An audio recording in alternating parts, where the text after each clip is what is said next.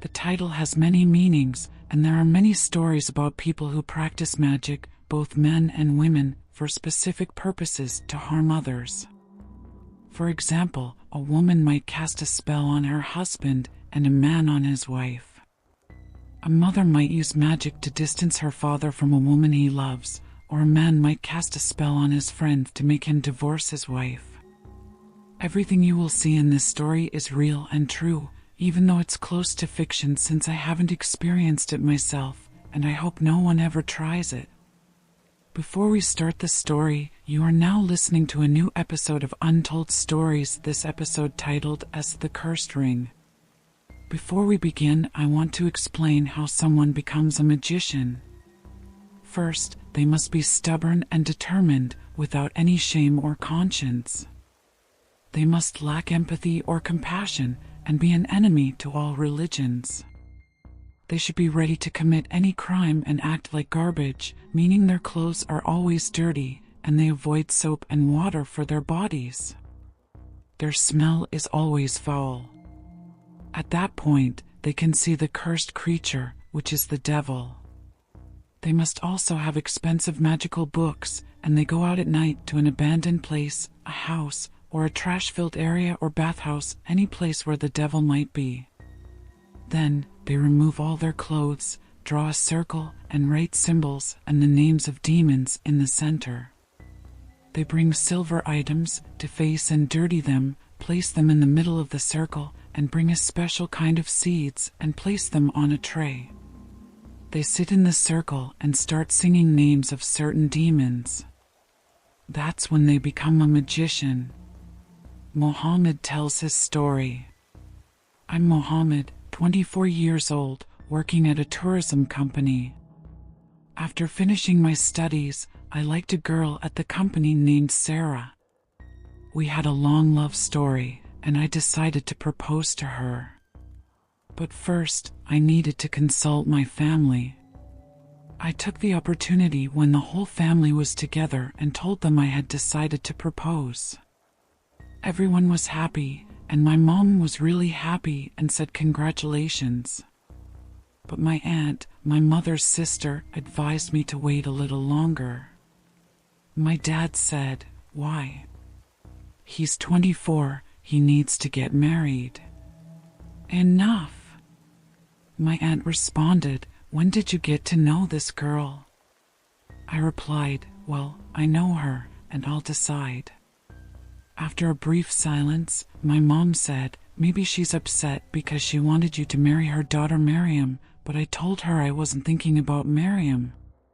She replied, "Okay, whatever.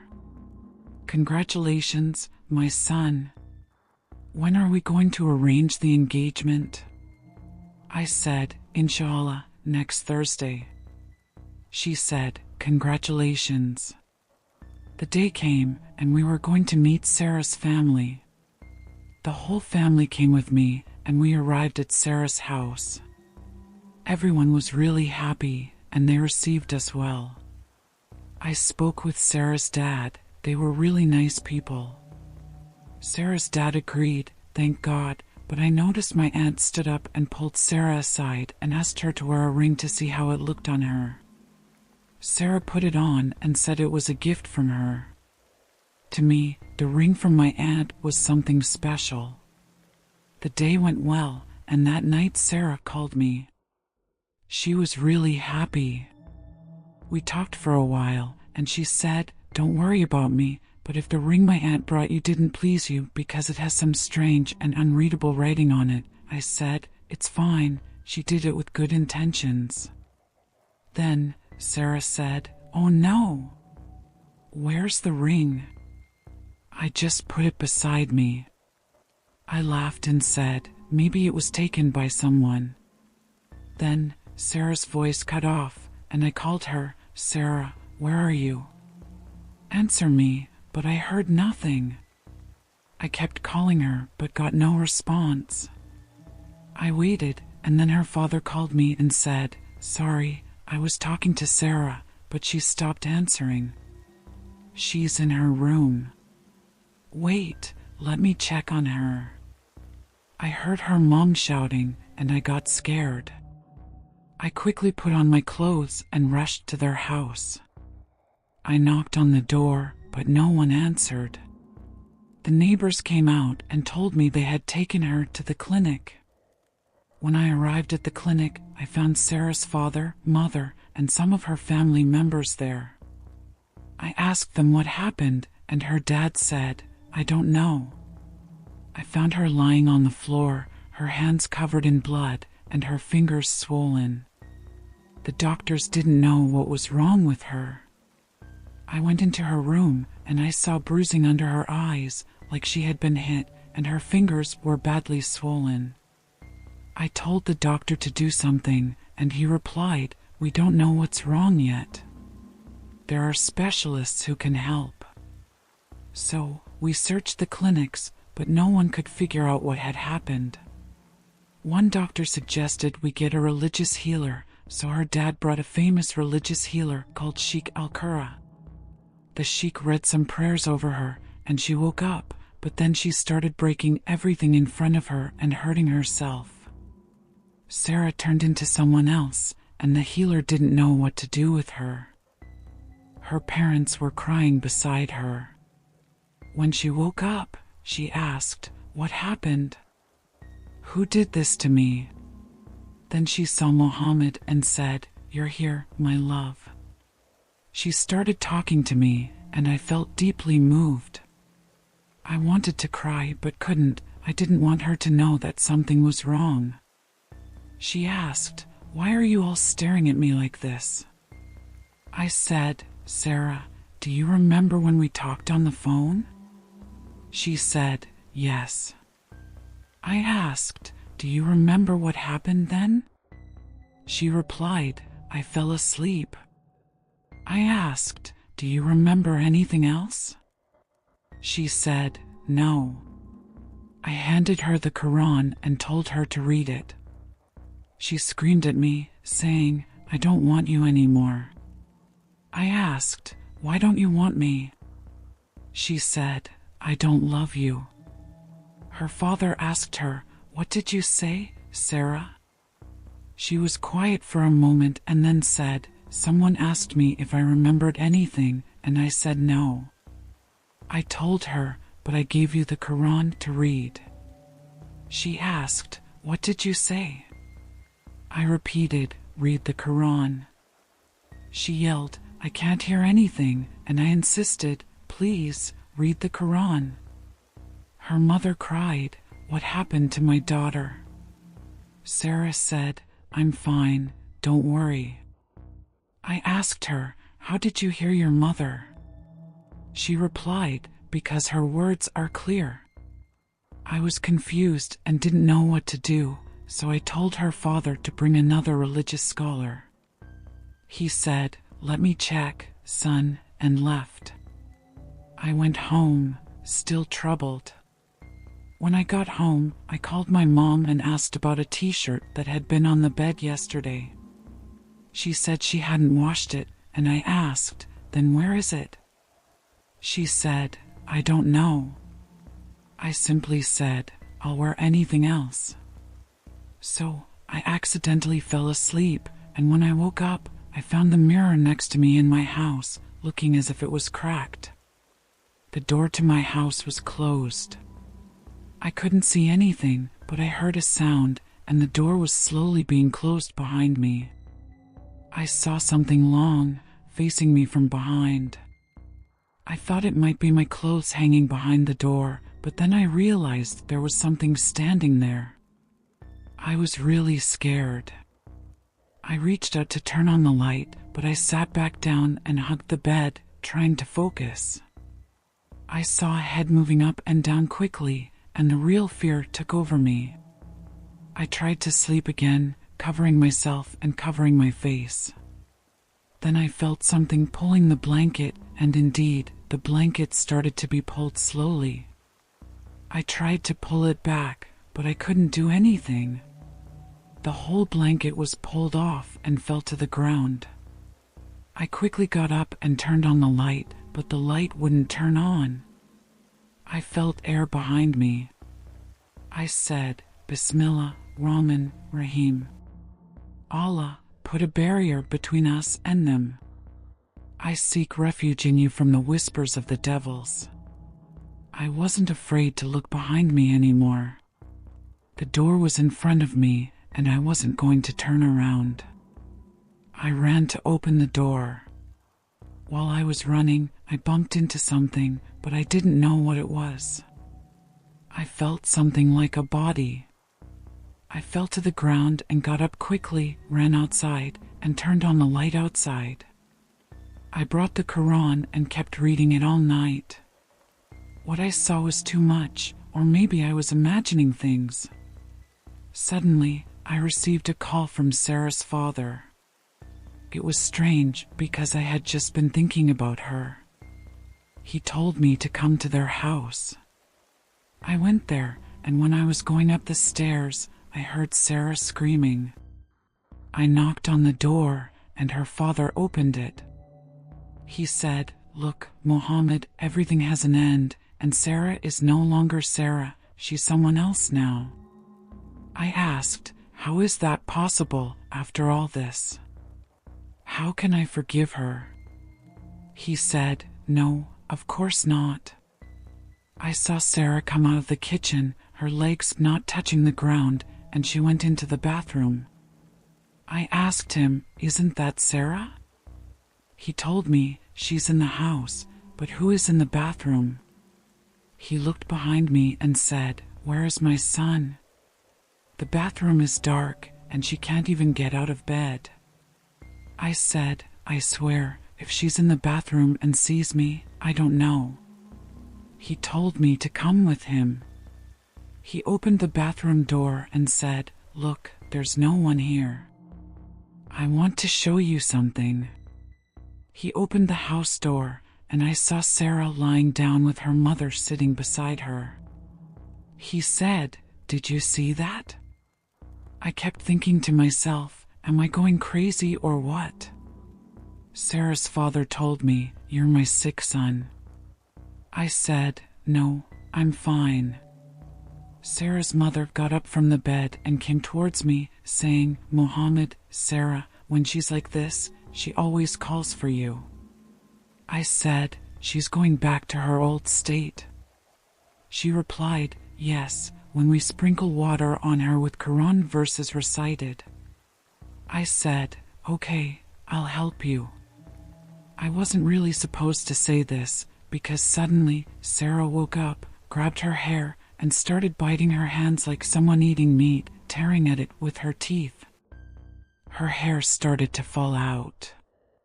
Her mother grabbed her hands, trying to control her, but Sara got up and threw her to the ground. I rushed to grab her, but she grabbed her mother, who was peeling lemon, and placed it on her neck.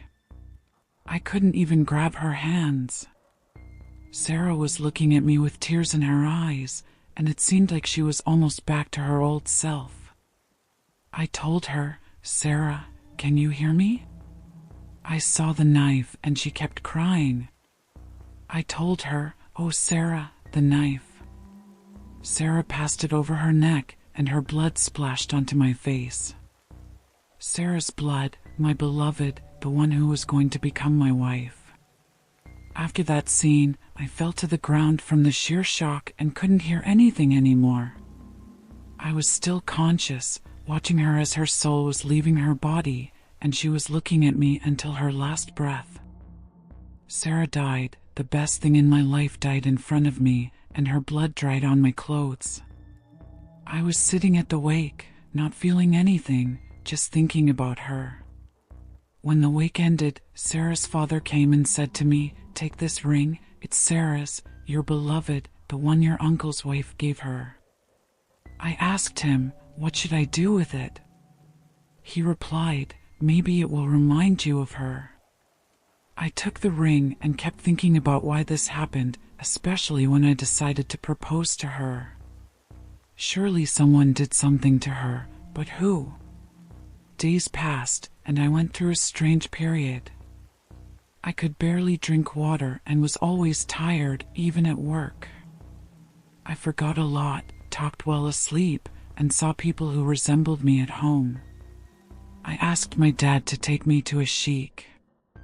Of course, my dad took me to many scholars, but it was useless. People started to notice. My uncle's wife told me, "Come with me, I'll take you to someone who can help you." I asked her, "Are you sure?" She replied, "Yes, I'm sure." "Wear your clothes and come with me." I wore my clothes and went with her. We went to a place in a neighborhood with only old houses. We walked down streets, turning right and left until we reached an old house. We climbed to the first floor, and someone with one eye opened the door wearing a headscarf. I was scared by his appearance. My uncle's wife said, "This is the sheikh." I thought to myself, how can this person be a sheikh? She asked me to tell him everything that had happened. I told him everything, and he said, "Someone has done something to you." I asked, "Who?" and he told me, "A friend of yours named Adele." I said, "Adele is my childhood friend, he couldn't have done this." My uncle's wife asked, "How does he know your friend?" I was really angry, and I was ready to kill Adele. The sheikh said, "I can help you get rid of this if you're ready." I said, "I'm ready." He began drawing symbols on the ground, made a circle, and told me to stand in the middle. I stood there, and he started chanting strange words, telling me to repeat after him. My uncle's wife started screaming, saying, "Stay away from me." Meanwhile, the ceiling of the house turned dark, and something was moving in front of me. The sheikh told me to close my eyes and not open them, or I would get burned. I could hear the voices of the people I knew, my dad, my mom, my aunt, my uncle, and even Sarah's voice. I felt like the ground beneath me was sinking. I tried to open my eyes, and the sheikh warned me not to. But I opened them, and I saw the ground spinning beneath me. The ring that Sarah's father had given me started to heat up on my finger, and I felt my strength drain. Then the sheikh said, "Forgive, forgive, forgive, our Lord." Everything stopped, and he told me, "Wake your uncle's wife up, and go home, and be on your way." My uncle's wife was unconscious. I told the sheikh, "It's over now." He said, "It's done." Then he removed the headscarf and cut a strand of his long hair, burned it, and wiped it on my face. My uncle's wife woke up, and we left. But before we left, the sheikh said, "You will be harmed either way. I may have made things worse for you, but not on purpose." I told him, "I don't care about anything." He then asked, "Don't you want to get revenge on the one who killed your fiancé?" I replied, "How did you know I was engaged?" He started stuttering and then said, "I'm a sorcerer, I know everything." He gave me some things, like cat claws, and said, "Throw them behind you." I asked, "What's this?" He replied, "Cat claws, throw them behind you, and he will." I said, "Okay." I took them and called my friend Adele. I told him, "Where are you, Adele? I need to see you right now." He said, "Okay, I'll be there in an hour." I waited for him. When he arrived, he was laughing, acting as if nothing was wrong, and not feeling guilty about the death of my fiancé. I said to him, "How are you, Adele?" He replied, "I'm fine, may your fiancé rest in peace." I told him, "I'm really upset." He said, "You're upset about her?" I replied, "Yes, of course." He said, "God help you, my friend." I said, "Let's go for a walk, Adele." I was determined that Adele wouldn't see me coming, so I threw the claws behind him one after another until he noticed and saw my hand. He said, "What are you throwing?" He looked down, saw the claws, bent down to pick them up, and before he could raise his head, I hit him with a stone. I ran away. I don't know why I did that, but I felt a sense of relief and like I had taken revenge for Sara. I went back home, and no one was there. I sat down, and my hand was covered in blood from hitting Adele with the stone. I washed my hand and dried it. As I was walking to the living room, I saw Adele sitting in a corner, his face covered in blood. I couldn't tell if it was real or not. I asked him, "What are you doing here?" He smiled, and then he disappeared. I found a drop of blood on my hand, and then another drop fell. I looked up at the ceiling, and I saw it covered in blood. The light went out, and blood kept falling on me. I couldn't see anything anymore, but I could hear the sound of something moving from the room behind me. I recognized the sound of a piece of wood walking around, like a stick moving inside the house. I lit a candle and saw someone who looked exactly like me standing on the chair. His eyes were like a snake's eyes. This was my Korean companion spirit. I've heard that a Korean is similar to the person it's with, but his eyes were moving, and his mouth seemed to want to say something. My heart started racing from fear. I asked him, "What do you want from me?" Then I saw another person who looked like Adele standing next to him. His neck was long, twisting like a snake. Imagine that sight. I kept throwing whatever I could find at them, asking, "What do you want from me? Stay away from me." But they kept getting closer. I saw the door open. I grabbed the chair and threw it at the door. I heard loud noises. The light came back on, and I saw my uncle's wife lying on the floor. The chair had hit her head. What a disaster! I thought. The neighbors gathered, and I told them it was just an accident and that she slipped and fell. They called an ambulance, and they took her away. I went straight to the sheikh, the one called Almatai, who practiced spiritual rituals. He opened the door when I arrived. I told him, "You treated me before, and now I'm still seeing people who look like me." He said, "I told you this wouldn't last long." I asked him, "What's that thing standing above your head?" He said, "You see them." I looked again and saw something with wings standing above him. I asked, "What's happening to me? God help me." I kicked the drum with my foot, and the things on top of it fell down. But I didn't expect to find my t-shirt, the one I had lost. I asked him, "What's this doing here?" He said, "This is a spell." I asked, "How is it a spell?" He replied, "It's a spell placed on you to control you." I asked, "Who brought this to you?" He looked at me and stayed silent. I asked again, "Answer me." He then said, "Your uncle's wife was doing magic on you so you would marry her daughter." I asked, "Why?" He replied, "Adele is the one who did this." I asked, "Your wife told me." He continued, "Your uncle's wife is the one who lied to you. She didn't know that this would lead to your fiancé's death." I completely lost my mind at that moment and started hitting him until he collapsed. I ran straight to the hospital where my uncle's wife was. I went in like a madman and told them I wanted to see her. My dad asked me, "What's wrong with you?" I told him I wanted to see her. He said, "She's dying." I said, "Even so, I want to see her." He said, "Okay, sign this, and I'll go in with you." I agreed. When I saw her, she was almost on the verge of death. I told her, "It's a shame, you ruined your life.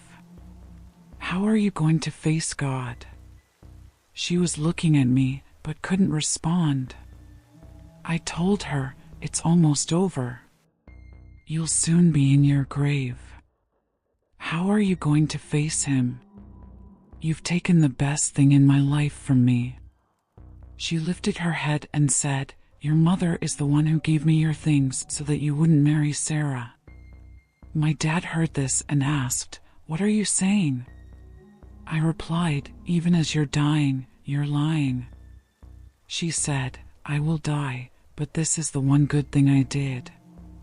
I told you the truth." And then she died. After these words, my dad's head dropped to the ground. I followed him outside. I asked my mom why. She said, "I knew she would say that, but honestly, I didn't want to tell you. I wanted you to marry someone from the family." I told her, "Now I'm lost. I don't know if I should marry someone from the family or not. You've ruined everything for me. You shouldn't have done this." I then took my phone and called Simo, my friend. He told me, "Mohamed, the police are looking for you. They suspect you killed Adele." I said, "I did kill him." I hung up the phone. The police arrived at the hospital. Before they could arrest me, I took the ring and showed it to my mom. I said, "This is the cause of the magic that ruined us." I placed the ring on the ground and crushed it. Then I was arrested. As I looked at the faces of my family and friends, Sara's father, I thought about every painful moment I had lived. I kept searching for Sara among them, but she had already gone ahead to meet the creator of all.